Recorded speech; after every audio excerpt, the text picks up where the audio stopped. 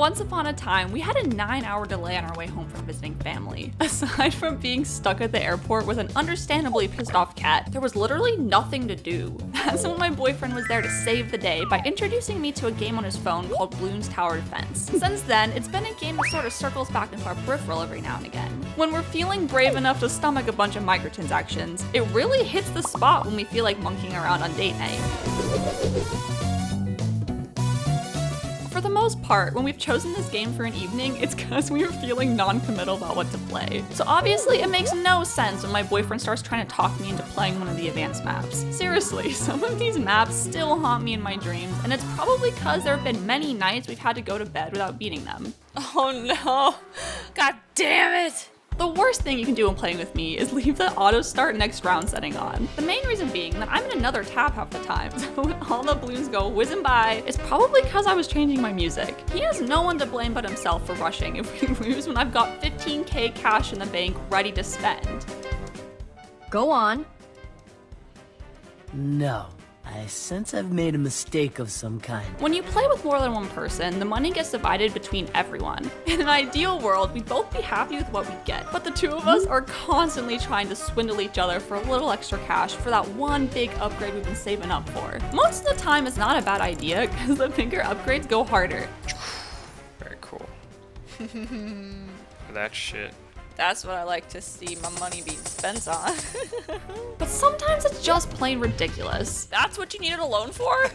I live in a constant battle of whether I should upgrade my current monkeys or buy new ones. It's not uncommon for me to get in my head that I'm gonna save up for some really cool upgrade and then just start hoarding all my cash for like 6 rounds. Of course, even when I have enough money, I forget what I was saving for and just end up wasting it on one that I think looks cute. Wait, oh my god, I'm at 15k. What the hell was I gonna spend it on again? You were gonna give it to me. Oh my god. The map will usually get divided between the two of us. Usually there's a stressful half and a much less stressful half to defend. If there's one thing I hate, it's when I end up on the stressful half. I prefer it much more when he's our main artillery and I get to just sit in the corner farming bananas. Of course, there's always the option of going the free-for-all route, but I can't trust him to spare me any of the prime real estate when we go down that path. Maybe I could use a super monkey after that round. I'm kind of nervous. Alex, super monkeys, boo. Probably should get another bank here at some point too, but I want a super.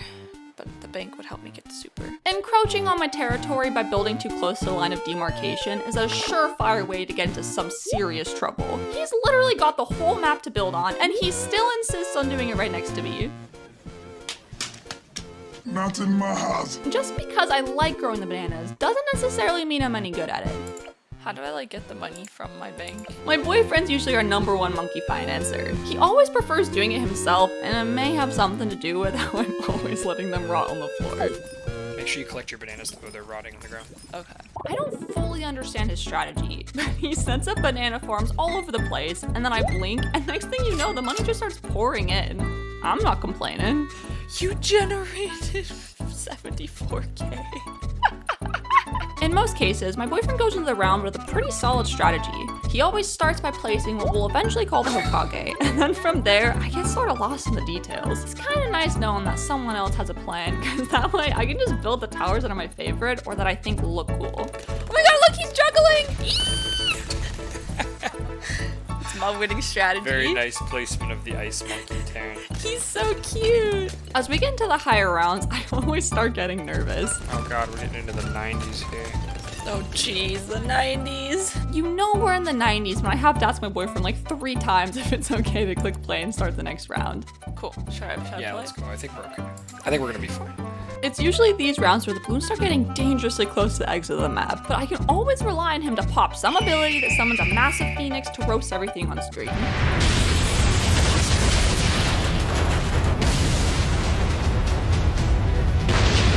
Things can really go from 0 to 100 in a heartbeat. 1 minute I'll be sitting pretty, thinking we can't lose, and then 5 seconds later it all falls apart. Everything will happen so fast I couldn't even tell you what got us, why we lost, or how we could have prevented it. Oh my god!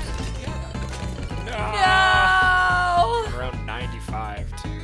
Oh, This really is though like the 0 to 100. It's like what the hell happened? What's crazy is that my boyfriend seems to have these things down to a science. He's always talking to himself about camo leads and DDTs under his breath. Meanwhile, I'm not even at the level of knowing which rounds the different blimps show up yet. I guess I could use a little more monkey knowledge. Which one's good to put my points into? All of them. Sometimes spinning the round isn't enough though, and we have to compete to get the most pops too. We're limited on how much cash we can earn, but we've also gotten a stockpile of insta-monkeys from previous wins built up. I'm always catching him trying to sneak one in to give himself the advantage, and it becomes a game of cat and mouse. It's dangerous when we get into the insta-monkey pissing contest because we waste several valuable units on what could be considered an otherwise easy victory. Don't you dare. What? All in all, when we're engaging in monkey business, we try not to take ourselves too seriously. We've learned the hard way that getting invested in a run only makes it hurt more when it pops right in our faces. Even after feeling a little deflated, it doesn't take long for one of us to slap that restart button and give it one more shot. Or two.